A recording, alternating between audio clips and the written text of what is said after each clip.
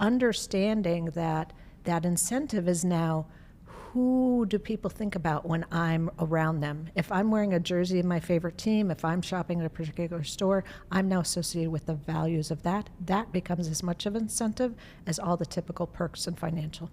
Welcome to The Parallel Entrepreneur. This is a special series on innovation supported by Relationary Marketing and the Chase Studios, recorded at the Greater Nashville Technology Council Innovation Summit. I'm joined today by guest host Johnny Anderson. He's the entrepreneur in residence at the Nashville Entrepreneur Center. Sit back and join us for this special edition of having authentic conversations with people that care. Great experiences don't happen by accident. They are designed. Suzi Earhart is a customer experience and organizational change executive who spent her career helping organizations align people, processes, and technology around what customers actually experience. In our conversation today, Suzi unpacks two things leaders consistently underestimate. One, how difficult it really is to think outside your own biases when designing for customers. And two, how choosing between human-assisted or automated experiences can either build trust or quietly erode it. This is a practical human conversation about designing with intention. So let's dive right in. I just love being in roles, whether it's the actual job itself or the type of function that I'm doing, that enables somebody to see what they can do with their life and the impact that they're making on others, and then suddenly do something that they didn't even think was possible. So I love that. I've decided to do that kind of work primarily through customer experience consulting, but I do a little bit of organizational change management consulting as well, because guess what?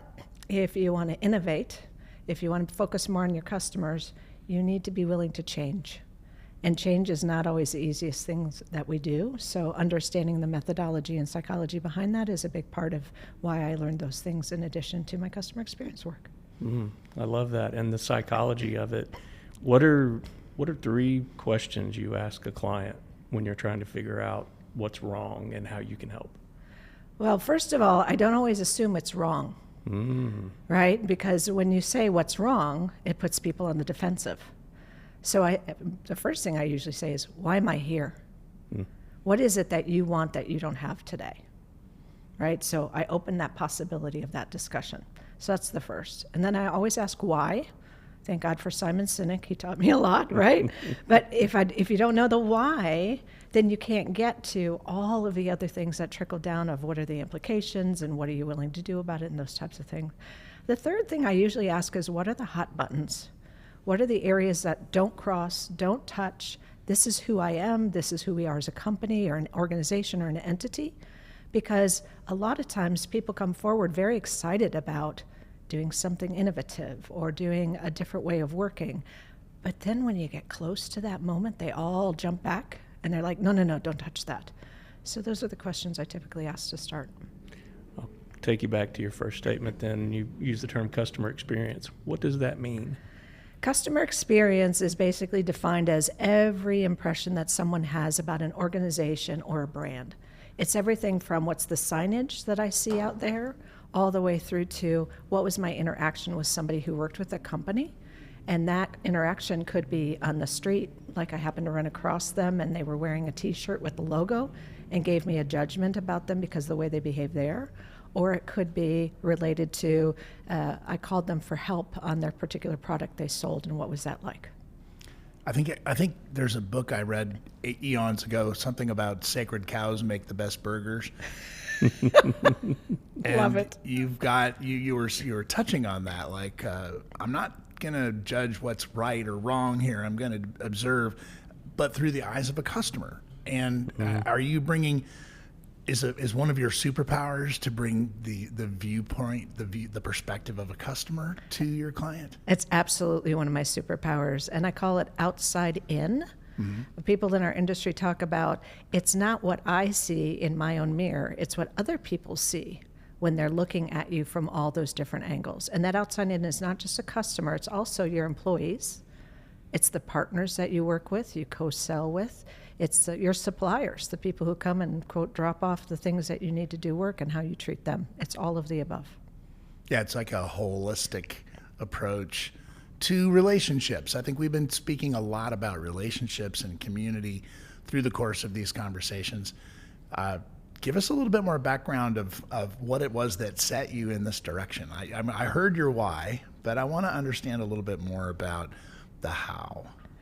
So what caused me to join a focus on customer experience is because I was working in contact centers for a large part of my life. And the last 2 contact centers I ran, actually last 3, everybody came to me and said, here's the problem with your organization. And they told me we stunk. We were horrible. We were the, forgive me, the crap. That's the nice way of saying what's in my head. The crap of the organization. And when I looked and stepped back, I realized that the technology people were designing a platform that our users didn't understand how to use. That our marketing people were pitching a potential of what we could do that we couldn't do. Our salespeople were making commitments of how we could serve them that were unrealistic.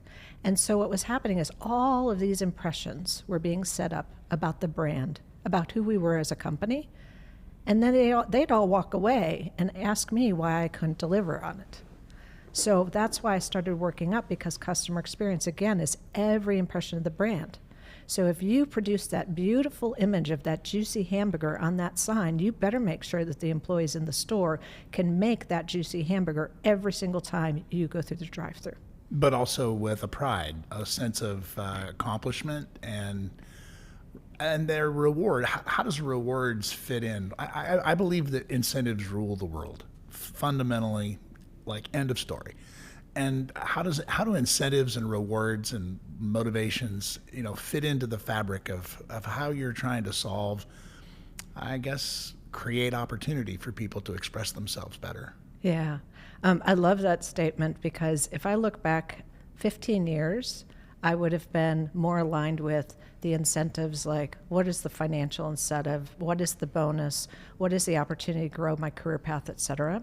And what was really happened, at least in the American space in the past 5 years, is that a lot of the dynamic is around who do I want to be associated with, right? What does that brand stand for? Like Target, for example, right? They had this huge boycott against them at the beginning of the year because they made a decision, a business decision. And so understanding that that incentive is now, who do people think about when I'm around them? If I'm wearing a jersey of my favorite team, if I'm shopping at a particular store, I'm now associated with the values of that. That becomes as much of an incentive as all the typical perks and financial.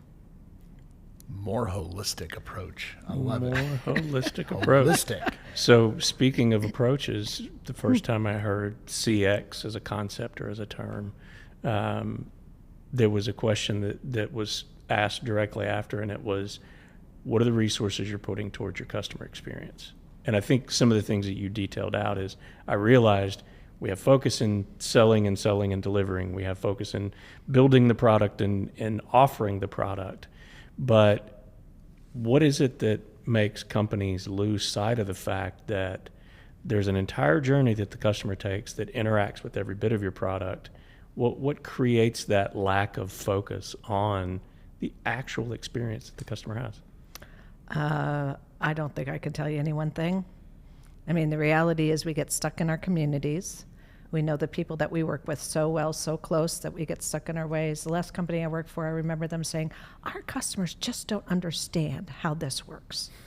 It's like, well, they're the ones buying, so let's make sure that... Or not buying. Yeah. Well, that was the whole point. They weren't buying after a little while. So there's a whole myriad of reasons. It's really about making sure that you step outside of your community, out of your mindset, which is where I think innovation fits in a great way, is causes you to step back and say, if I was going to do this, what would I need? What do I want? And how do I feel? And even better, actually talk to the customers who you are having buy your services or your products, and ask them why they're staying with you or why they're leaving. You'd be amazed at what you learn. I think that's a sin, talking directly to your clients. I didn't know that that's an option. Yeah, it is facetiously. strange, right? I mean, if you could look at it with a different metaphor, you could say, I'm wearing blinders. I'm a horse, I'm going forward. I have blinders for no distractions. And that's your perspective. All right. What happens when you take the blinders off, or what happens when you reorient? And I think you're bringing perspective into this decision-making, business-making, value-creating thing that we call business. I'm getting the sense that it's about expanding and reorienting and building your perspective. It's that and. So, decades ago, we said certain companies succeed because they always produce the same product every time, every way. Other companies succeed because they're so focused on innovation, they create new things that everybody's excited to run to and wait outside in long lines to get, right? And then there's companies who highly personalize. In the United States, in the past really 5 to 10 years, we as consumers have become so conditioned that I can get what I need from Amazon in an hour, right? So speed is there. I can hop on the phone call and, for example, USAA knows exactly everything about my portfolio and knows how I want to be talked to and can make this feel like I just knew, like this other person on the phone that I've never spoken to, they've known me for 15 years. Those types of expectations around speed, around personalization, around the product matching my needs exactly, have become so ingrained that it's not just having perspective, it's that we need to meet those minimum standards no matter who and what company we're working with. Otherwise, I'll leave you and go someplace else. Well, if you're delivering that message to me, I'm going to pay attention. Indeed. So what's the question you'd like for us to ask you that we haven't asked? How does innovation connect to customer experience? All right, consider that a softball. Thank you very much. Proceed. Yes. What I find fascinating about innovation is it usually starts with the emotion of frustration or anger about things not working the way I want them to. And that creates an opportunity for you to associate and connect with other people who have that shared perspective, that shared need, and that shared desire. And that innovation then evolves itself into something that more and more people adopt. I think that's as good a place as anywhere to wrap it up. We dropped the mic on that one. That was the Thanks for joining us, the Suzi. closing part. you. That was the money shot. Hey, thanks for listening to another episode of The Parallel Entrepreneur. And thank you to our sponsors, partners, and the special team behind the scenes that make it all possible. Be sure to like, follow, or subscribe to our podcast and get the latest updates. And to learn more about this growing community of entrepreneurs, our mastermind and companion program for your parallel entrepreneur journey, visit parallelentrepreneur.com. And of course, thank you to all the visionary guests who trust us to share their stories.